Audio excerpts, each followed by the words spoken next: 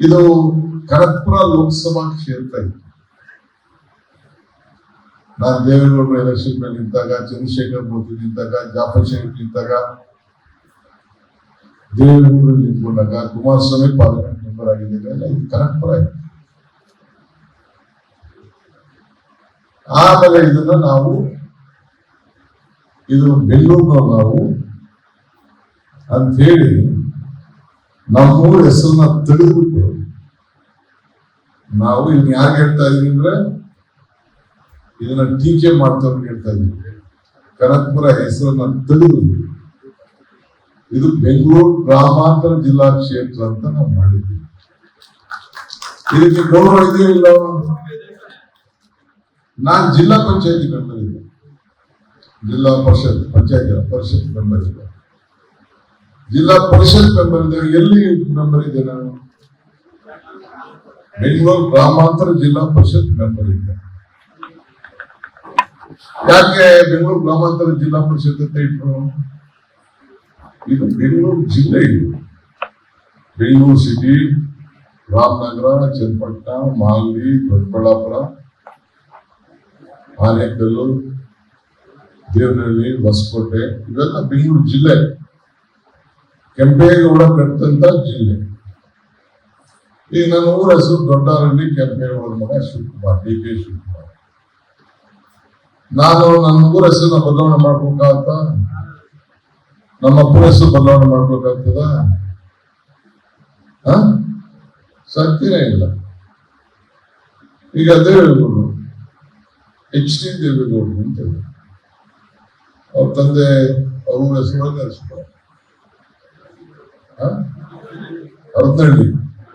ಹರದನಹಳ್ಳಿ ದೊಡ್ಡೇಗೌಡರು ಮಗ ದೇವೇಗೌಡರು.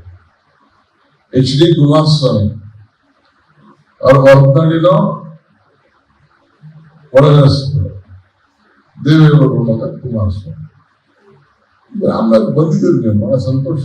ರಾಮನಗರ ನೀವು ಪ್ರಧಾನಮಂತ್ರಿ ಮಾಡಿದ್ದೇನೆ, ಮುಖ್ಯಮಂತ್ರಿ ಮಾಡಿದ್ದೇನೆ, ಮಾಡಿದೆ. ನಾವು ನಮ್ಮ ಅಸ್ತಿತ್ವವನ್ನು ಉಳಿಸ್ಕೊಳ್ಳಿಕ್ಕೆ ಇತಿಹಾಸ ಪುಟಕ್ಕೆ ಇಡೀ ಬೆಂಗಳೂರು ಜಿಲ್ಲೆಯಲ್ಲಿ ಕೆಂಪೇಗೌಡರು ಕಟ್ಟಿದಂತ ಬೆಂಗಳೂರು ಜಿಲ್ಲೆ, ಹನುಮಂತಯ್ಯನವರು ಕಟ್ಟಿದಂತ ವಿಧಾನಸೌಧ, ಇಲ್ಲಿ ರಾಮಕೃಷ್ಣ ಹೆಗಡೆನೂ ಆಗಿದ್ರು, ನೀವು ಆಗಿದ್ರು, ಎಲ್ಲ ಆಗಿದ್ರು. ಇದನ್ನ ನಾನು ಬಹಳ ದೂರದೃಷ್ಟಿ ಇಟ್ಕೊಂಡು ನಮ್ಮ ಜನರ ಬದುಕನ್ನ ಗಮನದಲ್ಲಿ ಇಟ್ಕೊಂಡು ಪ್ರತಿ ವಿಧಾನಸಭಾ ಕ್ಷೇತ್ರದಲ್ಲೂ ಕೂಡ 50,000 ಜನ ಮತದಾರರು ರಾಮನಗರ, ಚನ್ನಪಟ್ಟಣ, ಮಾಗಡಿ, ಕನಕಪುರ ಎಲ್ಲ ಬೆಂಗಳೂರಿನಲ್ಲಿ ಹೋಗಿ ವಾಸ ಮಾಡ್ತಾ ಇದ್ದಾರೆ. ಯಾಕೆ ವಾಸ ಮಾಡ್ತಾ ಇದ್ದಾರೆ? ಮನೆಗಳೆಲ್ಲ ಪಾಳ್ಬಿಟ್ಟಿವೆ. ಪಾಪ ತಂದೆ ತಾಯಿ ಮಾತ್ರ ಇಟ್ಬಿಟ್ರು. ಅಲ್ಲಿ ಬಾಡಿಗೆ ಕೊಟ್ಕೊಂಡು, ಕರೆಂಟ್ ಕೊಟ್ಕೊಂಡು, ಕೂತ್ಕೊಂಡು ಬಹಳ ಕಷ್ಟದಲ್ಲಿ ಅವರು ಬದುಕನ್ನ ಮಾಡ್ತಾ ಇದ್ದಾರೆ. ಆ ಬದುಕು ನಮ್ಮೂರಲ್ಲೇ ಅವ್ರು ಮಾಡ್ಲಿ ಅಂತ ಅವ್ರ ತಂದೆ ತಾಯಿ ನೋಡ್ಕೊಳ್ಳಿ, ಅವ್ರ ಮನೆ ಇಟ್ಕೊಳ್ಳಿ, ಅವ್ರ ಆಸ್ತಿಗಳು ಕಾಪಾಡ್ಲಿ, ಇಲ್ಲೇ ಉದ್ಯೋಗವನ್ನು ಸೃಷ್ಟಿ ಮಾಡೋಣ. ಇದು ಅಂತಾರಾಷ್ಟ್ರೀಯ ಮಟ್ಟದಲ್ಲಿ ಇಡೀ ವಿಶ್ವದಲ್ಲಿ ಅಟಲ್ ಬಿಹಾರಿ ವಾಜಪೇಯಿ ಒಂದಿನ ಬೆಂಗಳೂರು ಅಂತಾರಾಷ್ಟ್ರೀಯ ವಿಮಾನ ನಿಲ್ದಾಣದ ಶಂಕುಸ್ಥಾಪನೆ ಕುರಿತು ಅವ್ರು ಏನ್ ಹೇಳಿದ್ರೆ, world leaders Japan, China, Poland, British 4 ಜನ ಲೀಡರ್ 3 ತಿಂಗಳು ಬಂದ್ರು.